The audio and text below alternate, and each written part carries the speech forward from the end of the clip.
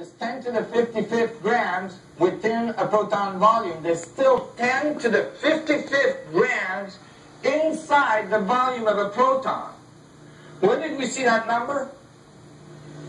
The mass of the universe. The mass of the universe. Now remember our assumption, remember our statement? The vacuum connects all things. If that was true, that would mean that you'd expect all the information of every proton in our universe to be present in each one of them. And that's exactly how the math came out. Isn't that cool? This is actually the mathematical evidence, I'll call it for now, that everything is one. Alright? Now, no longer just a concept, no longer a dogma, now it's a mathematical, physical evidence. Like that? Yeah, right on. I thought that was cool. I didn't mention it in that paper. I didn't talk about oneness, you know. Don't want to be too obvious in those papers. I said, oh, you know, this number is evidence that all protons are entangled. Right? You know? If you use physics terms, then they'll listen. And so, this is all nice, you know, this 10 to the 55th gram per proton volume. Remember, 10 to the 55th gram is enough to make the whole universe a black hole. So obviously, if I take all of that as the mass of the unit of the proton, no doubt the atom is a black hole. But actually, how much of that do I need to take? Very little.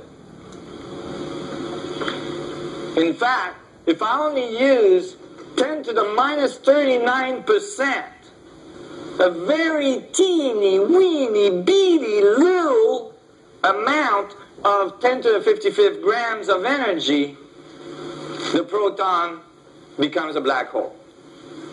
The atom is a black hole. And so in this paper, in some ways, you could say that I'm saying that the vacuum is feeding all atoms. That the material world is basically 10 to the minus 39% of the energy of the vacuum. It's just a little bitty weeny leak, teeny weeny leak of the vacuum. And it makes up the material world. You all followed this? So imagine if we tap this energy that's in space everywhere, we don't even need to tap anywhere close to 10 to the minus 39% of it. You know, if we if we cohere that energy, get it to work with us just a little bit, just a teeny weeny bit, we produce enough power to power our whole planet for thousands and thousands of years. We can produce enough power to create gravitational fields, gravitational drives, travel across our solar system, travel across our galaxy, probably go from one galaxy to another or even one universe to another. We free our society from the bounds of being stuck to the surface of a planet, which is not a really good place to be. Just isn't. Cosmologically speaking, surfaces of planets are highly unstable. They don't just hang out because there's people on it. Our atmosphere is equivalent to like if you took a billiard ball and put a little shellac on it.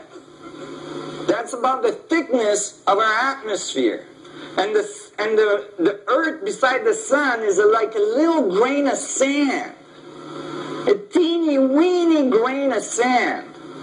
And one of those big sun flare comes out in the right place at the right time and and everybody in the solar system goes, huh, what was that? Oh, that was Earth's atmosphere. All done. Next thing you know, it looks like Mars. Right?